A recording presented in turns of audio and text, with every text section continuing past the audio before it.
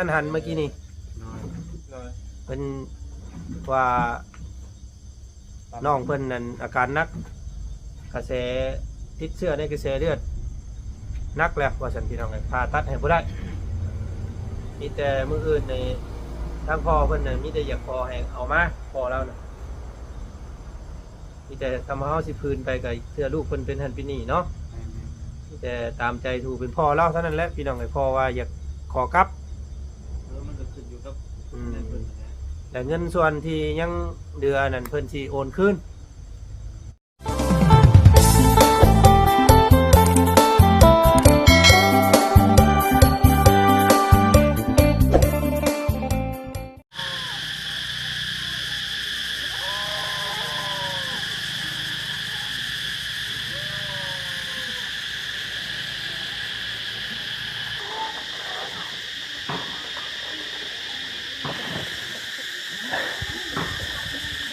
พี่น้องไงเนาะเปิดภาพมากับพบพ่อกับเสียงจักรจันทร์เดไร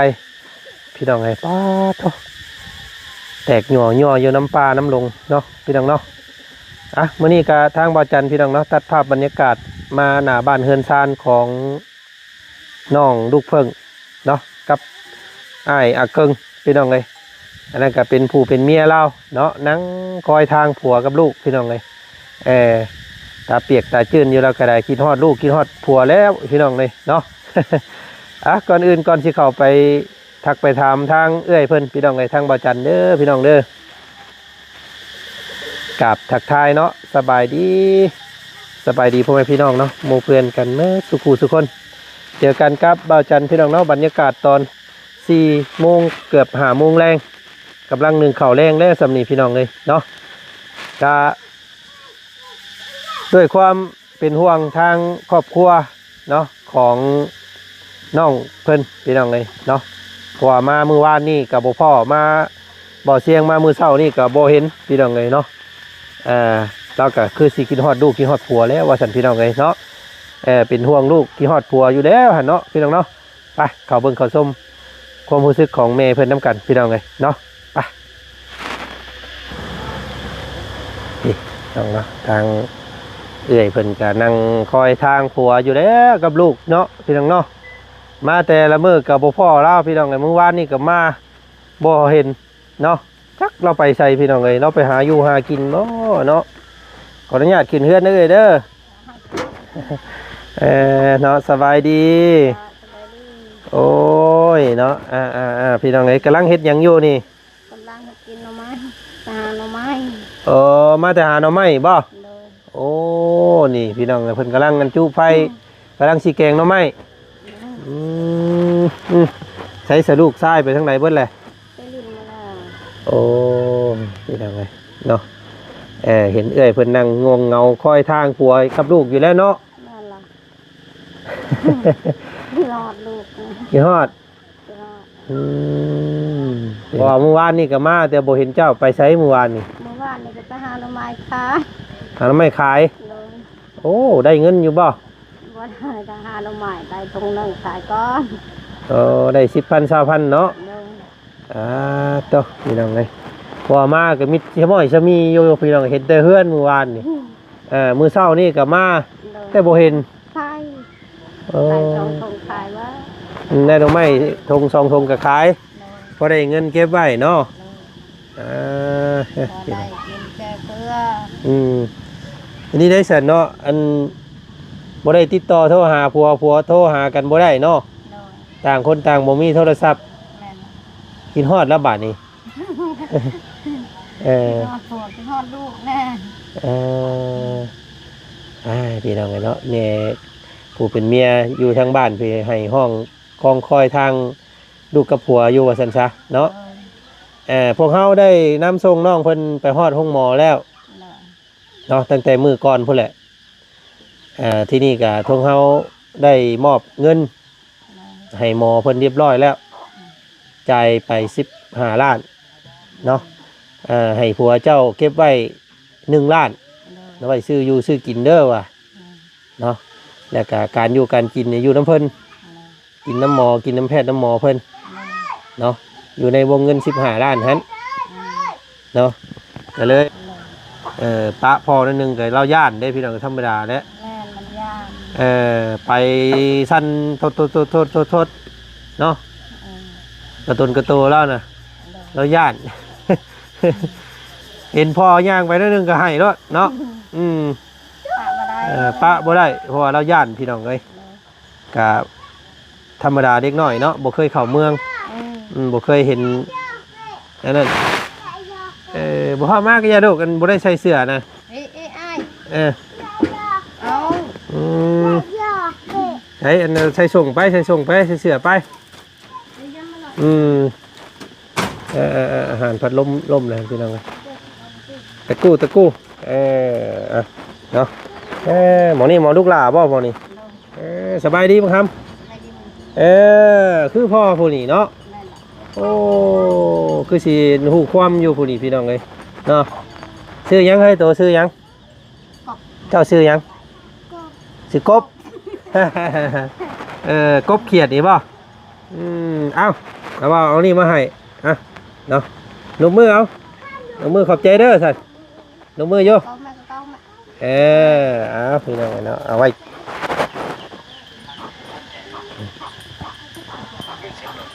ผัวเจ้าอ่ะนะ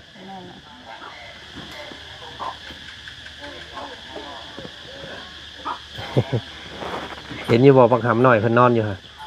ไม่เห็นเลย เดี๋ยวจังน้อย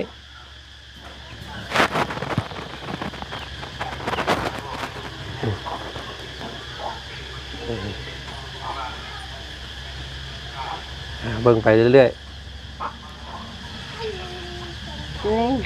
เห็นอยู่เนาะนอนอยู่คนใส่เลือดอยู่คนใส่เลือดให้เรามันขาดเลือดคนใส่เลือดให้พี่น้องไงเพราะว่าน้องเพิ่นเป็นว่าวนะอันนี้ก็รุ่นไปน้ำกันอีกพี่น้องไงสิเป็นนี่ไหนเนาะเพราะว่าซุมเราเพิ่นปะน้องเพิ่นไว้โดนโพดจนอักเสบมันจนไปน้ำเส้นเลือดแล้ว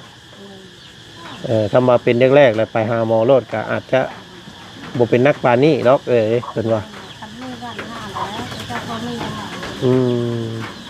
โดยความบ่มีเนาะเนาะใครสิบ่อยากให้ลูกตัวเองเศร้าเนาะ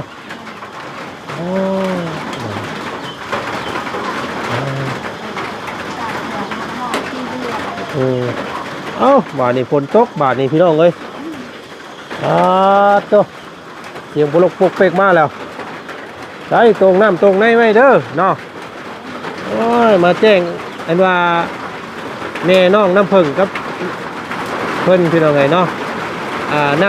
ำฝนน้ำหูน้ำตาไหลร่างระบาดนี่โอ้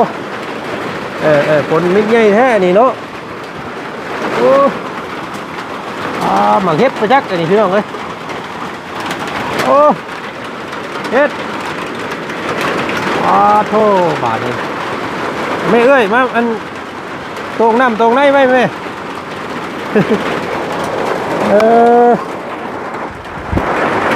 ฝนตกแล้วพี่น้องเด้อเนาะบ้านน้องมันน้ำเพิงเพิ่นมื้อนี้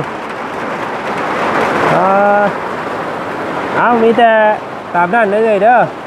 มีอย่างเดียวเขาสิมาแจ้งอีกเด้อบ่ต้องเป็นห่วงดอกเนาะลูกผัวเพิ่นสบายดีเนาะเดี๋ยวก็ได้มาเห็นกันแล้วเนาะไปกินไปปัวบ่มีโทรศัพท์พี่น้องไงก็ลำบากแน่เนาะบ่มีเลยโทรศัพท์ที่เจ้าเนาะปัวกับบ่มีโอ้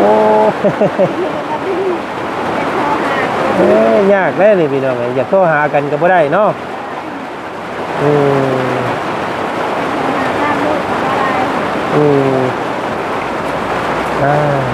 นั่งคอยผัวน้ำตาย่อยไหลหลังมื้อนี้พี่น้องเลย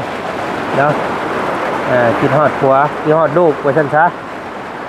เคยจากกันไปดนแบบซี่อยู่บ่เคยห่างกันไปหึงไปซี่บ่ลูกบ่เคยจากกันจักเทื่อเนาะ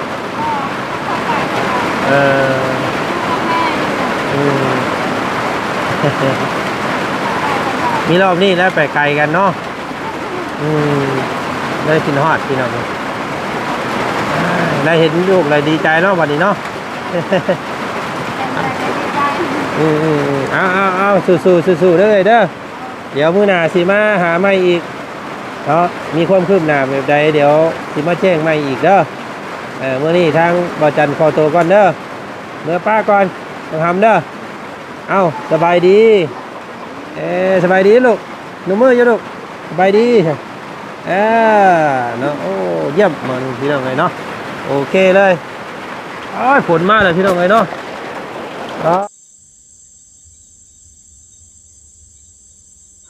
พี่น้องเลย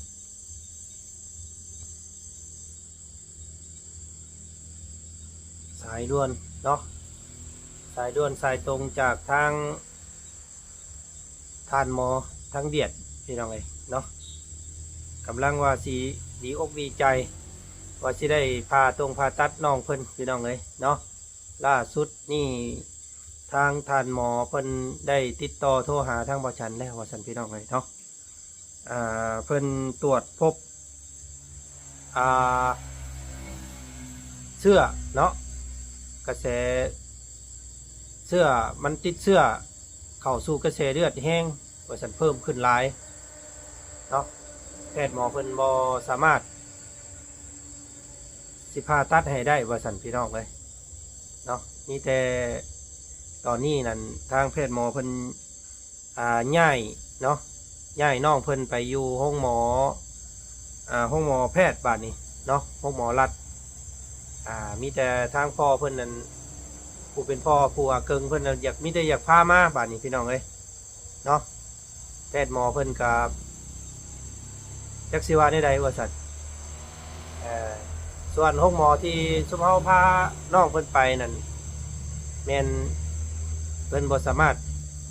ผ่าตัดให้ได้เนาะเพิ่นมีแต่ส่งตัวไปห้องหมออีกห้องหมอนึงในตอนนี้พี่น้องเลยเนาะตอนนี้ก็ยังรับนอนอยู่หั่นอยู่ห้องฉุกเฉินอยู่พี่น้องเลยเนาะทางแพทย์หมอเพิ่นตรวจเบิ่งเพิ่มเนาะแล้วอาการน้องเพิ่นนั้นไม่มีอาการแทรกซ้อนมาว่าสันพี่น้องเลยเนาะมีน้ำขังอยู่ในท้องน้องเพิ่นเนาะพี่น้องเนาะแต่ที่นี่แพทย์หมออยู่หันว่ามันพาให้บ่ได้ว่าสันพี่น้องเลยเนาะมีแต่ส่งตัวกับมืออื่นคำว่าทั้งเฮาบ่คัดค้านกับแม่นเพิ่นสินำส่งมาว่าสันพี่น้องมืออื่นได้พี่น้องในทางบ่จันไปแจ้งทางเมทางอย่างเล่าคักแน่เนาะว่าสิพาตัดมืออื่นบริษัทพี่น้องเลยแหละเกิดอันว่าเหตุฉุกเฉินเนาะเพิ่นเปลี่ยนใจกระทันหันพี่น้องเลยเนาะพาตัดให้บ่ได้บริษัทได้บาทนี้เหตุอย่างไรเด้บาทนี้พี่น้องเลยเนาะ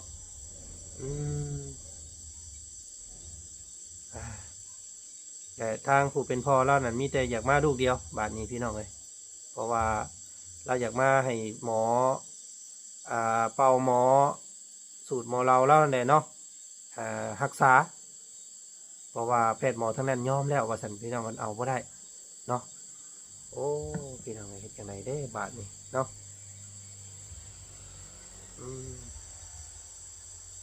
เอาพี่น้องเนาะมีแต่ว่าแจ้งพี่แจ้งน้องเด้อพี่น้องเด้อ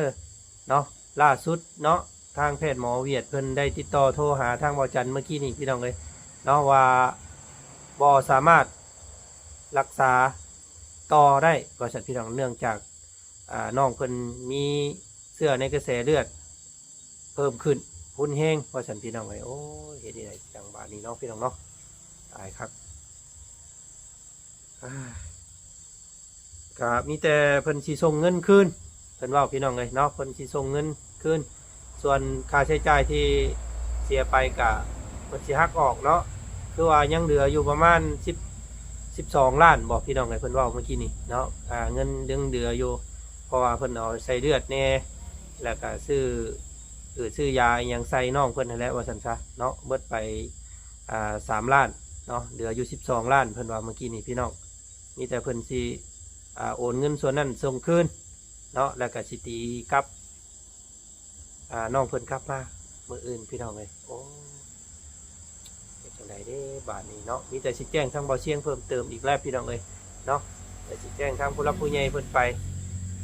ว่าแพทย์หมอทางเวียดเพิ่นเอาบ่ได้แล้วพี่น้องเอ้ยเนาะโอ้ยอาการน้องเพิ่นหนักกว่าซั่นพี่น้องเอ้ยเนาะหนักขึ้นมีแต่จำเป็นต้องได้นำส่งกลับบ้านมื้อนี้มีแต่พักอยู่ห้องหมออีกแห่งหนึ่งเนาะเป็นห้องหมอรัฐบาดนี้พี่น้องเอ้ยผู้เป็นพ่อก็อยากมาอย่างเดียวบาดนี้เนาะมีแต่ทางให้ทางรถฉุกเฉินเพิ่นนำส่งน้องเพิ่นมาและมืออื่นเนาะพี่น้องเนาะทางวัจันทร์ก็ได้แจ้งไปว่ามีแต่นำส่งน้องเพิ่นกลับมาเท่านั้นแล้วว่าเนาะก็ว่ารักษาบ่ได้ก็กับประกอบกับผู้เป็นพ่อเนี่ยเพิ่นว่าอยากขอกลับบ้านเนาะยันว่าเฮาผืนอยู่เลยยันลูกเพิ่นเป็นหันเป็นหนีไปเลยยันเพิ่นสิโทษเฮาได้นะพี่น้องเนาะก็โอ้ยพี่น้องไอ้นักล่าเอ้ยเนาะมันเอาปะไปโดนโพดเพิ่นว่าพี่น้องไอ้เนาะมันเกินจะอันนั้นแหละว่าซั่นซะเกินจะรักษาท่านเพราะว่าเสื้อมันติดเชื้อในกระแสเลือดแหละเนาะเพิ่นตรวจเมื่อกี้นี่พี่น้องไอ้จังใดก็เอาเนาะติดตามแล้วกันเด้อพี่น้องเด้อเนาะแจ้งทางบ่อเชียงเพิ่นก่อนแจ้งทางโมกู้ก่อนพี่น้องไอ้เนาะว่าน้องน้ำพึ่งเพิ่นแม่นบ่ได้ผ่าตัดเด้อพี่น้องไอ้เนาะมีแต่สินำส่งกลับบ้านมื้ออื่นเนาะพี่น้องเนาะเดี๋ยวว่าจันทร์สิถ้ารับน้องเพิ่นอยู่พี่และสมื้ออื่นพี่น้องไอ้เนาะแจ้งป้าเจียงดุงสำนันก่อนเด้อพี่น้องเด้อเนาะมื้อนี้ทางบ่อจันทร์รับสายจากทางแพทย์หมอเพิ่นแล้วเมื่อกี้นี้พี่น้องเลยอย่างไรก็ขอให้น้องเพิ่นแคล้วคลาดปลอดภัยแล้วกันพี่น้องเลยเนาะทางหมู่ครูเพิ่นก็มาแล้วทางนี้โอ้ยอย่างไรเด้บาดนี้เนาะพี่น้องไอ้ทางบ่าวบุญเพิ่นก็มาเลยเนาะนี่แหละสบายดีเด้อสบายดีพี่น้องเลยเนาะก็โอ้ข่าวไล่ได้บ่าวบุญเลยได้ไรก็เกี่ยวกับน้องน้ำผึ้งที่ชุมเฮาได้นำส่งไปนะพี่น้องเลยเนาะแพทย์หมอเพิ่นโทรมากระทันหันเมื่อกี้นี่เพิ่นว่าน้องเพิ่นนั่นอาการหนักกระแสติดเชื้อในกระแสเลือดนักแล้วว่าสันพี่น้องเลยผ่าตัดให้บ่ได้มีแต่มื้ออื่นในทางพ่อเพิ่นน่ะมีแต่อยากขอให้เอามาพอแล้วนะมีแต่ทำเฮาสิพื้นไปกับเสื้อลูกเพิ่นเป็นหันเป็นนี่เนาะมีแต่ตามใจถูกเป็นพ่อเล่าเท่านั้นแหละพี่น้องเลยพ่อว่าอยากขอกลับมันก็ขึ้นอยู่กับแต่เงินส่วนที่ยังเดือนนั่นเพิ่นสิโอนคืนก็คือเงินเมื่อกี้นี่เพิ่นว่าประมาณยังเหลืออยู่ประมาณ12 ล้านเนาะเพิ่นใส่ไปแล้วประมาณ3 ล้านเพิ่นเอาเลือดเอาหืดเอายาใส่กันแหละเพิ่นพาไปเอ็กโกอะไรพี่น้องไอ้น้องเบิดไปประมาณ3 ล้านว่าซั่นสิเหลือเงินอยู่ประมาณ12 ล้านแล้วเพิ่นสิโอนคืนพี่น้องเอ้ยเนาะก็โอ้ยดีได้เด้บาทนี่พี่น้องเอ้ยเนาะกระบาบน้องน้อยมันนี่เนาะมันนั่งเพราะว่าอาการเขาเบิ่งแต่มื้อนั้นก็มันเนาะมันไปในเส้นเลือดแหละเพิ่นว่าน่ะใช่มะเร็งเนี่ยเนาะเดี๋ยวก็เวลาเพิ่นเอาหืดเอายาใส่แล้วมันมีอาการแทรกซ้อนอีกมันไปอังอยู่ในท้องเพิ่นว่าน่ะเบ่งมันเบ่งเฮ็ดท้องเพิ่นไข้เนาะมีระบบตัวใดตัวหนึ่งนะหมดแล้วก็น้องเพิ่นบ่ได้ทายพี่น้องให้เพิ่นว่านะ2 มื้อแล้วบ่ทายก็เบ่งบาดนี่ก็เลยแพทย์หมอเพิ่นอยู่ในหันน่ะเพิ่นบ่รับแล้วเนาะมีแต่ตอนนี้นั่นทางไอ้หมอที่เพิ่นเป็นล่ามให้เฮามื้อนั้นน่ะเนาะเพิ่นนำส่งไปอีกห้องหมอนึงลองเบิ่งบ่เพิ่นอยู่หันเพิ่นบ่รับเด้ลองห้องหมอใหม่แม่นเพิ่นมาห้องหมอรัฐบาดนี่ไปห้องหมอรัฐห้องหมอใหญ่เนาะก็ตอนนี้ก็อยู่ในห้องฉุกเฉินอยู่พี่น้องเอ้ยแต่ว่าสรุปแล้วบ่ได้เอามาบ่วันนี้มื้ออื่นเนาะแต่ว่าอันนี้เอาไปนอนอยู่หันอีกเพิ่นว่าใช้เงินไป1 ล้านอยู่หันน่ะจ่ายเงินอยู่ห้องหมอตัวใหม่นี้ก็เท่ากับเงินตอนนี้น่ะยังเหลืออยู่ประมาณ12 ล้านนี่แหละเพิ่นว่าเดี๋ยวสิโอนเงินให้คืนเพิ่นว่านะทำได้ก็มีแต่ตามนั้นได้เนาะพี่น้องเนาะมีแต่ให้เพิ่นพานำส่งมาแล้วก็มื้ออื่นเฮาก็รับอยู่บ้านพี่แหละอยู่เฮือนเราพี่แหละพี่น้องไอ้ดีได้เนาะแม่นกันแพทย์หมอเพิ่นเอาบ่ได้แล้วเฮาก็ยอมแล้วพี่น้องก็เฮ็ดจังได๋ซั่นเนาะชุดน้ำแพทย์น้ำหมอและเนาะชุดน้ำแพทย์น้ำหมอแล้วเพิ่นรับบ่ได้เลย จะเป็นนะ อืมตายค้ายบาดนี้พี่น้องเอ้ยเฮ็ดจังไดเด้เนาะ มีแต่รถคันเก่าแล้ว รถคันเก่ามื้ออื่นน่ะสั้นๆน่ะมื้ออื่นน่ะสินำส่งเมื่อเด้อเพิ่นว่า แต่ว่ารถอายุพุ่นหน้าตอนนี้บ่ แม่น ใครอยู่แล้ว ก็สิมาฮอดเฮาก็ช่วงประมาณบ่ายๆนี่แหละหรือว่าเที่ยงเนาะ เพราะว่าเพิ่นสิออก จังได๋เพิ่นสิออกแต่เช้าก็สิประมาณช่วงเที่ยงนี่แหละฮอดเฮานะ ก็เพิ่นข้าวออกมาเลยเด้ อืม บ่คือเฮาไปบ่ได้เพิ่นบ่ทาเฮาแน่ ใช่บาดนี้พี่น้องก็เอ้าพี่น้องแล้วเนาะก็มีแต่พาน้องเพิ่นมาปิ่นปัวตามอาการอยู่เฮือนอยู่ซ่านของน้องเพิ่นนี่แหละสั่นเฮ็ดดีได้สั่นเนาะซื้อแนวบำรุงซื้อเอ่อแนวกินมาให้เท่านั้นแล้วสั่นพี่น้องเอ้ย แต่เพิ่นบ่ได้เนาะ อืม ส่วนนั้นก็ไปซื้อร้านที่กินซื้อ ยังว่ากันอีกก็เอาเงินตัวนั้นคืนมาก่อนพี่น้องไอ้เนาะเพิ่นว่าเดี๋ยวสิโอนให้เนาะส่งคืนเงินตัวที่เฮาใช้จ่ายไปหั่นเนาะเพิ่นว่าเพิ่นใช้ไปแล้วประมาณส่วนหนึ่งยังประมาณ12 ล้านเพิ่นว่าพี่น้องเพิ่นแจ้งกินเนาะว่าจันก็ตกใจเบิดพี่น้องเอ้ยคิดว่าทางท่านหมอเพิ่นโทรมาอีหยัง คือว่าเพิ่นทาตัดมื้อนี้เนาะ แม่นของเพิ่นโทรมาเมื่อเช้านี่น่ะเพิ่นว่ามื้ออื่นเนาะ ทตัดบ่ มื้ออื่นนี่สิเข้าผ่าตัดมีแต่มื้อนี้เนี่ยใส่เลือดใส่ยางยังให้เพิ่นก้อนเพิ่นว่าเพิ่มบำรุงแต่ว่าแล้วว่าตอนค่ำๆเมื่อกี้นี่เพิ่นว่าแพทย์หมอใหญ่เพิ่นออกมาแจ้งใหม่เนาะฉุกเฉินกระทันหันว่าซั่นพี่น้องเอ้ยเนาะมีแต่เพิ่นบ่สามารถผ่าตัดให้ได้เนาะเนื่องจากว่าอาการของน้องเพิ่นนี่หนักขึ้นติดเชื้อรุนแรงก็เลยยุติอยู่ในห้องหมอตัวที่เฮาพาไปนะเดี๋ยวนี้เพิ่นก็ได้นำส่งน้องเพิ่นไปอีกห้องหมอจะสิเป็นตัวห้องหมอเขาน้องเชืองเพิ่นพาอ้ายไปนี่แหละตามเบิ่ง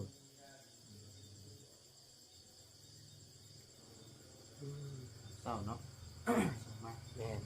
กับพ่อเราว่าอยากมาและว่าสันพี่น้องกันครับตามเราเลยเนาะ โอ้ก็ เพราะจริงนั่นพ่อเรานี่จากมาตั้งแต่มื้อนั้นพุ่นได้พี่น้องกัน มาเต็มมือเฮานั่น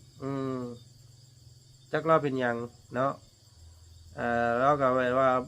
บ่อยากสู้ต่อแล้วเราว่านะซีเมนต์แพทย์หมอกวดอีหยังแล้วเว้าให้เราพังเนาะอาการของลูกเราหั่นนะเราก็เลยว่ากลับเมื่อสานะเราว่าบ่อยากสู้ต่อแล้วย่านเงินผู้ใหญ่เพิ่นเบิดสิซื้อเราว่านะพี่น้องเอ้ยเนาะทางบ่จันนี่ละดึงไว้อยู่มื้อนี้ก็ได้ว่าเอาได้มาแล้วว่ะเนาะเอาก็ต้องรักษาเพิ่มก่อนว่าแต่ที่นี่แพทย์หมอทั้งนั้นบอกว่าเอาบ่ได้บาทนี่พี่น้องเอ้ย หาบ่ได้หาตัดบ่ได้ เนื่องจากเสียเลือดหุ้นแห้งมาสั่นพี่น้องเอ้ยเนาะทางเมย์เพิ่นก็โทรมาพอดีเลยนี่พี่น้องเอ้ยเราจักสิบอกเมย์เพิ่นนี่ได้เด้บาทนี่ มีแต่บอกตามความเป็นจริงกันแน่เนาะ แม่ เอออืม เส้นเฮา อืม หมอเพิ่นทับบ่ได้เลยเด้ อันนี้เมย์เพิ่นโทรมาได้พี่น้องเอ้ยเนาะ หมอทับบ่ได้แล้วก็ทางบ่มาเปลี่ยนพามาเนี่ยมันเฮาสิยืนไปบ่ได้ โดยแม่สบายดีแม่ แม่นแล้วแม่ลูกอยู่อันเฮือนพักนี่แหละตอนนี้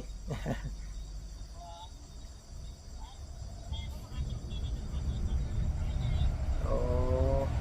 โดยเราก็ได้ลมกับทางแม่ผู้ที่เพิ่นผากการช่วยเรือเข้ามาพี่น้องไงเนาะทางแม่วันเพิ่นก็ว่าโอ้ตกอกตกใจพี่น้องเลยเนาะสั่งมาเป็นในนั้นเด้ว่าซั่นเสียใจทางแม่เพิ่นก็ได้พี่น้องเลยที่สดสวยน้องเพิ่นบ่ได้เนาะก็ชุดแต่น้ำแพทย์น้ำหมอแล้วพี่น้องเลยเนาะแพทย์หมอเพิ่นว่าเอาบ่ได้แล้วก็เฮาก็จักสิว่าได้เนาะเงินคำเพิ่นก็คืนพี่น้องเลยเนาะเพิ่นใช้เพิ่นจ่ายไปส่ำใดแต่เพิ่นก็สิรายละเอียดให้เนาะแล้วก็สิส่งคืนเบิดว่าซั่นพี่น้องเลยเพราะว่าเพิ่นตอนเอาไปนั้นเพิ่นก็ยังบ่ทันได้ตรวจเบิ่งเลือดเบิ่งยางเนาะเพิ่นก็คิดว่าสิเอาได้ว่าซั่นซะแต่บัดพอตรวจเบิ่งคักๆแล้วมันเชื้อ ในกระแสเลือดนั้นของน้องเพิ่นน่ะมันไประยะ3แล้วว่าซั่นพี่น้องเอ้ยเนาะเพิ่นก็เลยโอ้ยเอาบ่ได้แล้วว่าซั่นเนาะยอมมีแต่สิตีกลับมืออื่นว่าซั่นพี่น้องเอ้ยเนาะก็จังไดก็รุ่นเบิ่งน้องเพิ่นนํกันมืออื่นพี่น้องเอ้ยเนาะครับทางเพิ่นก็สิมาส่งฮอดบ้านเลยว่าซั่นพี่น้องเอ้ยเนาะก็โอ้ยบ่คำเอ้ยพี่น้องเอ้ยเนาะเรื่องเงินนี่บ่ได้ปัญหาพี่น้องเอ้ยแม่เพิ่นว่าเนาะแพงก็สิซอยแต่ว่าแพทย์หมอเอาบ่ได้เด้นี่แหละเงินก็เอาบ่ได้พี่น้องเนาะมีเงินแต่ก็ซื้อชีวิตเฮาบ่ได้ว่าซั่นซะจังใดก็ติดตามเนาะมื้ออื่นเนาะกันพี่น้องเอ้ยเสียใจน้ำน้องเพิ่นในลาวที่บ่ได้ผ่าตัดในครั้งนี้เนาะเดินทางกลับบ้านมื้ออื่นว่าซั่นซะพี่น้องเนาะเจอกันพี่น้อง